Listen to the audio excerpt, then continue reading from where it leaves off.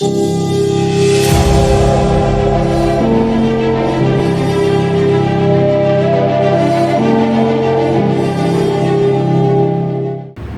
दोस्तों, क्या हाल चाल। मैं भी प्रोग्राम शर्मा एक बार फिर आप लोगों का स्वागत करता हूं आपके प्यारे से परिवार दैन भाई में। दोस्तों, बात करते हैं आज की क्लास के बारे में। तो एक नया चैप्टर हम यहाँ पर स्टार्ट करने वाले हैं और चैप्टर नंबर 6 है वैद्युत चुंबकीय प्रेरण। सबसे पहले हम इसके बारे में पढ़ेंगे और यहाँ पर दो साइंटिस्ट हैं जिन्होंने इसके बारे में हमें बातें बताई, ठीक है, फैराडे और हेनरी, जिन्होंने ये बताया कि अगर आप किसी भी वस्तु के चुंबकीय क्षेत्र में परिवर्तन करेंगे, मैं आपको यहाँ पर समझा देता हूँ, अगर आप किसी भी वस्तु से रिलेटेड चुंबकीय क्षेत्र में परिवर्तन करेंगे तो उसके फ्लक्स में परिवर्तन हो जाएगा और फ्लक्स में परिवर्तन करने से वहाँ पर क्या उत्पन्न होगा, एक ईएमएफ बनेगा। क्या बनेगा? एक ईएमएफ वहाँ पर प्रोड्यूस हो जाएगा, जिसको आप बोलते हैं विद्युत वाहक बल। और यही विद्युत वाहक बल क्या देता है?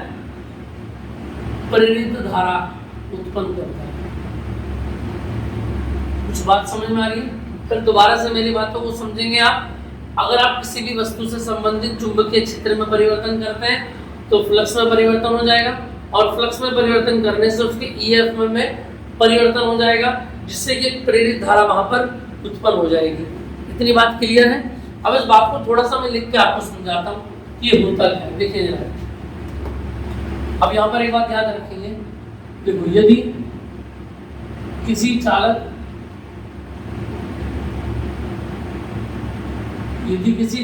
तथा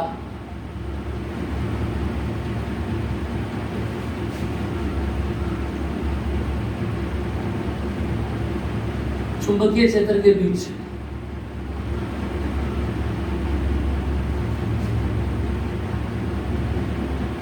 आपेक्षिक गति होती है तो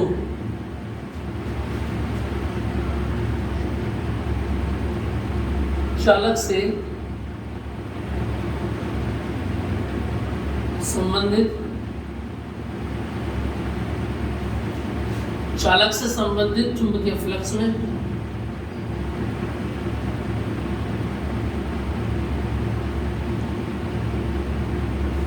परिवर्तन हो जाता है। यदि किसी चालक और चुंबकीय क्षेत्र के बीच आपेक्षिक गति होती है तो चालक से संबंधित चुंबकीय फ्लक्स में क्या हो जाता है? परिवर्तन हो जाता है। और फैराडे के अनुसार अगर हम बात करें, इस बात को बहुत ध्यान से समझेंगे आप कि फैराडे के अनुसार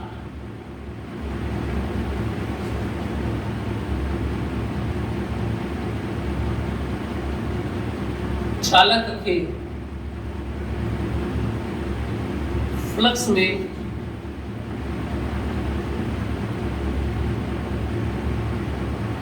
परिवर्तन होने से उसमें एक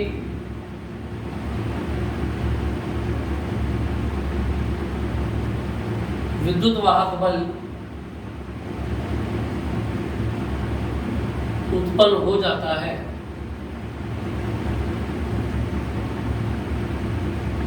जिस कारण चालक में एक प्रेरित धारा उत्पन्न हो जाती है। कुछ बात समझ में? यह घटना ही क्या कहलाती है? याद रखेंगे हम, वैद्युत चुंबकीय। आप इसको कंप्लीट पूरा लिख लेंगे, है ना? वैद्युत चुंबकीय प्रेरण कहलाती है। ठीक है भैया, आ गई बात समझ में?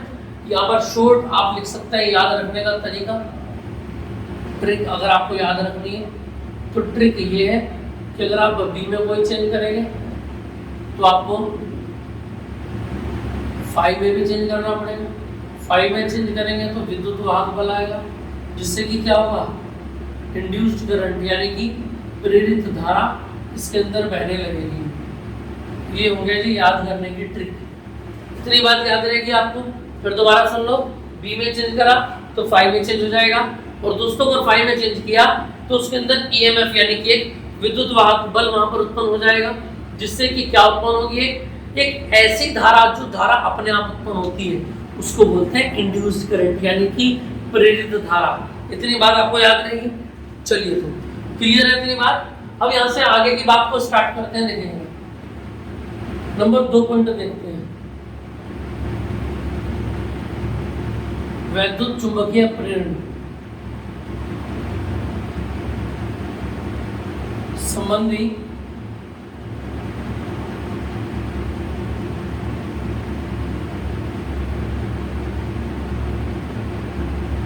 फैराडे के नियम। क्लियर है। और फैराडे के नियम क्या बात कहते हैं, देखिए जरा।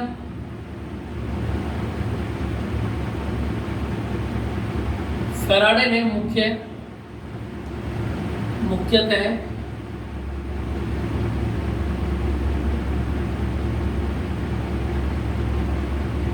दो नियम दिए। प्रथम नियम का है, चलो जी, पहला नियम फैराडे का क्या कहता है, इस बात को आप बहुत अच्छे से ध्यान रखेंगे। देखिए देखो, पहला नियम ये कहता है कि किसी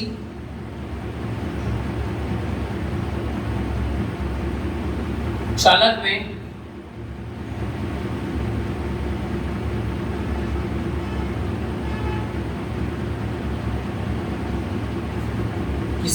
में चुंबकीय फ्लक्स में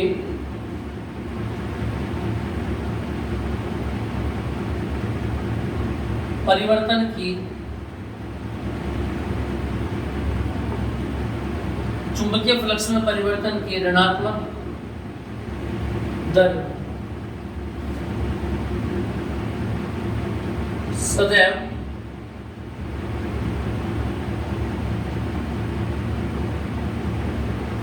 चालक में उत्पन्न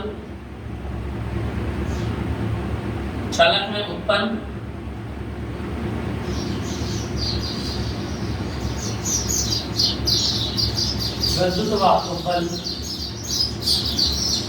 के बराबर होती है। सुबह सुबह पढ़ाने का आनंद ही कुछ और है ना। आप खुद भी पढ़ के देखेंगे तो सुबह सुबह पढ़ने का आनंद बहुत कुछ होता है। पढ़ाने से अच्छा पढ़ना भी अच्छा होता है। ठीक, चलो तो पहले नियम में फैराडे ने क्या बताया कि अगर आप फ्लक्स में कोई भी परिवर्तन करेंगे तो उस परिवर्तन की जो ऋणात्मक दर है वो ऋणात्मक दर सदैव किसके बराबर होगी, चालक में उत्पन्न विद्युत वाहक बल के बराबर होगी। जैसे कि अगर मैं बात करूं E बराबर क्या बताया, चुंबकीय फ्लक्स में परिवर्तन यानी डेल्टा फाई, चुंबकीय फ्लक्स में परिवर्तन की ऋणात्मक माइनस आ गया दर का मतलब नीचे आ गया डेल्टा टी। हाई बात समझ में, तो क्या फॉर्मूला बन गया, E बराबर माइनस का delta five upon delta T. इतनी बात याद रहेगी कि नहीं रहेगी, बताना जरा। इतनी बात समझ में आ रही है। E क्या विद्युत वाहक बल है तो उसका मात्रक यहाँ से क्या हो जाता है, वोल्ट हो जाता है। बताओ जरा, इतनी बात समझ में आई कि नहीं आई, क्लियर बात समझ में आ गई, ठीक है। चलिए तो अब देखें जरा, अब इधर आ जाओ। अब इस E का विमीय सूत्र निकालेंगे, देखना जरा। विद्युत वाहक बल E की विमा, और E की विमा कैसे निकालेंगे आप बताओ जरा। हमारे पास फॉर्मूला है E बराबर माइनस के delta phi upon delta T. अब ये भी बता दी आपको। और मुझे एक बात का पता है क्या कि फाई बराबर क्या होता है, B इंटू ए, और फाई B बराबर क्या होता है, बोलो। अगर मैं बात करूं भाई फाई बराबर क्या होता है, इधर आ जाओ, B इंटू ए अपॉन डेल्टा टी। अभी इसको खोलना है मुझे, और ठीक है। तो B का पहले B की विमा निकाल दूं अलग से। भाई B बराबर क्या होता है, अगर मैं बोल रहा हूं F बराबर BIN, तो यहाँ से B निकालो कितना आएगा, F अपॉन IN। आएगा कि नहीं आएगा, बोलो यहाँ पर E बराबर कितना आएगा, B की जगह बोलो F upon IN into delta A और डेल्टा टी पहले से। एक बात फिर दोबारा से सुन लो, मैंने सबसे पहले अपना फॉर्मूला लगाया जो मेरे पास था, delta five upon delta T, अभी भी बताया। फाइव की जगह पर क्या आ गया, बी इंटू ए। बी का फॉर्मूला मैंने यहाँ से निकाला, एफ बराबर बी एन से, फॉर्मूला उठा क्या गया, अब ई की भी मैं निकालूंगा।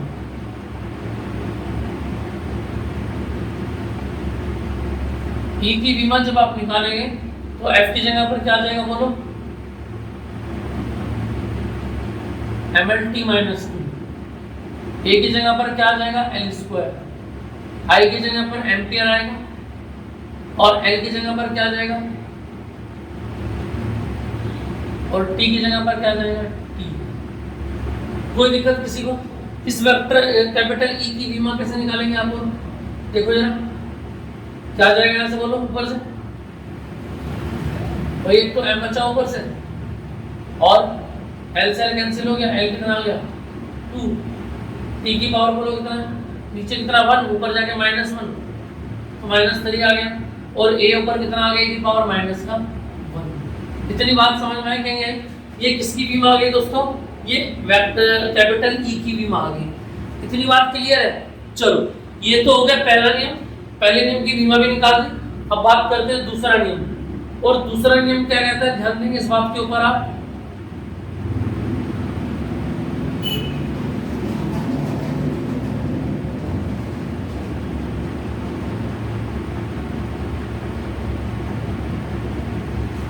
दूसरा नियम इस बात को कहता है, ध्यान देंगे आप, क्या,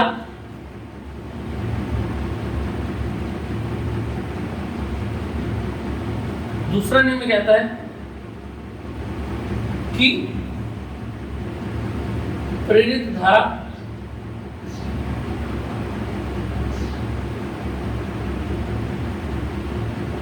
सदैव उस कारण का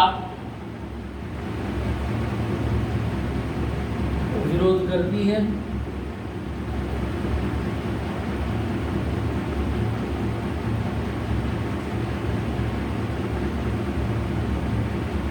जिससे यह उत्पन्न होती है। बात समझ में आ गई? क्लियर है इतनी बात? इतनी बात समझ में आ गई? क्या बताया गया, याद रखना, प्रेरित धारा सदैव उस कारण का विरोध करती है जिसके कारण यह उत्पन्न होती है। इतनी बात याद रहेगी, ठीक है। अब एक बात और याद रखना, इसे क्या कहते हैं, लेंज का नियम भी कहते हैं।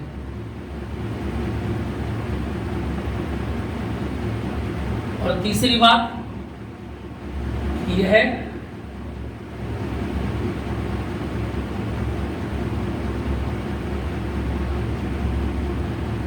ऊर्जा संरक्षण पर आधारित नियम है। बात समझ में? यानी प्रेरित धारा, इंड्यूस्ड करंट जो यहां पर उत्पन्न हुआ था, समझ में आई बात, वो हमेशा उस कारण का विरोध करता है जिससे वह उत्पन्न होता है।